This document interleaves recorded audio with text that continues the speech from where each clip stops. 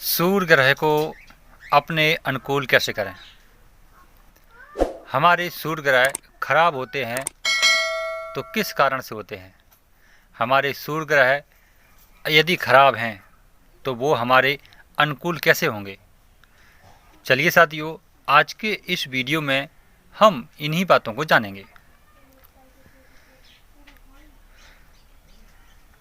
सबसे पहले हम जान लेते हैं कि सूर्य ग्रह का स्थान कहाँ है, कौन सी जगह चलते हैं और कौन से तत्व में वो विराजमान है। चलिए जानते हैं। आगे बढ़ने से पहले अपने इस चैनल को सब्सक्राइब जरूर करो और घंटी भी बजा दो, जिससे आने वाले सभी वीडियो आपको सबसे पहले मिलें। साथियों, जैसे हमारी दाईं नासिका है, इसे ही हम पिंगला नाड़ी कहते हैं और यही हमारे जीवन का सूर्य स्वर है। जब हम श्वास लेते हैं, जैसे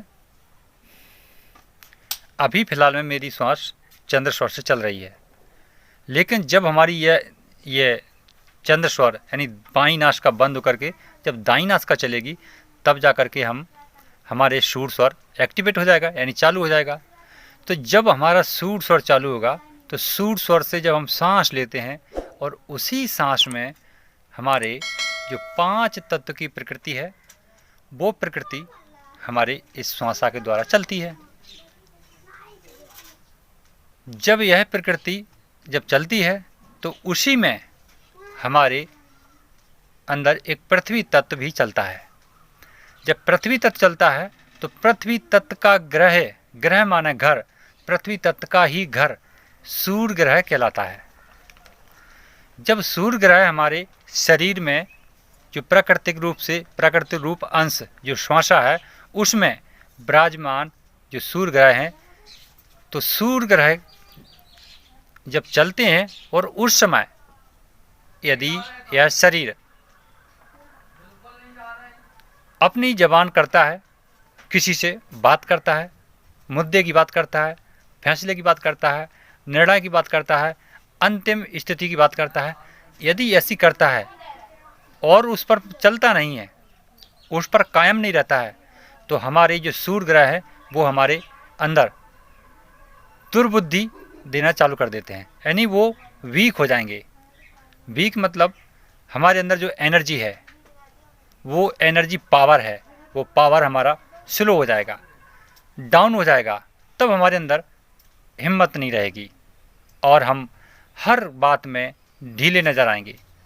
हमें खुद की ही जबान का ध्यान नहीं रहेगा यदि हमारे सूर्य ग्रह खराब हैं तब। और सूर्य ग्रह खराब कैसे हुए?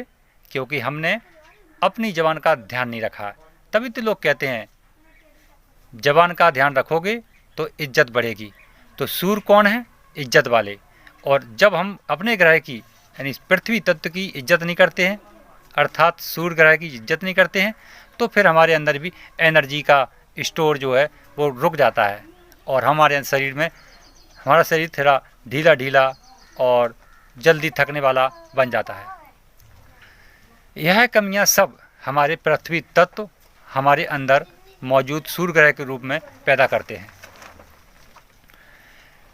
अब यदि इनको अपने अनुकूल करना है, शुद्ध करना है, तो हमें क्या करना चाहिए कि इनके प्रति जितना हम बोलें, उतने काम को कर सकें, उतना ही बोलना चाहिए। समझो हमने एक काम की जबान ली, यदि हमने एक काम की जबान ली तो उस काम को पूरा करने के पश्चात ही हम दूसरा काम करें। यदि ऐसा नियम कर लेते हैं तो हमारे सूर्य ग्रह बहुत स्ट्रांग मजबूत होते हैं। यही हमारे जीवन का सबसे बड़ा मोटिवेशन यानी सबसे बड़ा ज्ञान है। इसलिए लोग कहते हैं कि जिसको याद है वो आबाद है, क्योंकि सूर्य ग्रह हर बात को याद रखते हैं। अब यह हमारे विपरीत चले जाते हैं, तो इनको अनुकूल लाने के लिए हमें अपनी जबान का ध्यान रखना है। उतना ही करो जितना आप कर सको, ओवर ज़्यादा मत करो, क्योंकि जितना बोलोगे उतना आपको करना भी पड़ेगा। इसलिए उतना ही बोलो जितना आप कर सको। झूठी बातों से बिल्कुल परहेज करो और अच्छी बातों का ध्यान करो। ऐसा यदि हम करते हैं अपने जीवन में तो सूर्य ग्रह हमारे बहुत प्रसन्न होते हैं और हमें एनर्जी देते हैं और उस एनर्जी का उपयोग करके हमारा शरीर भी निर्भय हो जाता है। यदि सूर्य ग्रह खराब है तो हमारा शरीर भयवान बन जाता है, हमें कई प्रकार के डर सताने लगते हैं। यदि आप सोचते हैं कि हम सूर्य ग्रह का सूर्य मंत्र पढ़ करके हम सूर्य ग्रह को शांत कर लेंगे तो यही तुम्हारा भ्रम है। यदि आप सोचते हो कि हम मंदिर में जाकर के सूर्य ग्रह की पूजा कर लेंगे तो ये तुम्हारा भ्रम है, क्योंकि सूर्य ग्रह का बाहर से कोई ताल्लुक है ही नहीं, सूर्य ग्रह तो हमारे अंदर है। यदि हम कोई भी कार्य करते हैं और उस कार्य में हम अपनी दृष्टि को बराबर गड़ाए रखते हैं, होश के साथ काम करते हैं, तो सूर्य ग्रह हमारे मौजूद हैं। यदि हम बेहोशी में काम करते हैं तो सूर्य ग्रह हमारे मौजूद नहीं है, वीक हैं। ऐसी इन छोटी छोटी बातों का हमें ध्यान रखना पड़ता है, तब जाकर के हम अपने पृथ्वी तत्व अर्थात सूर्य ग्रह को मजबूत कर पाते हैं।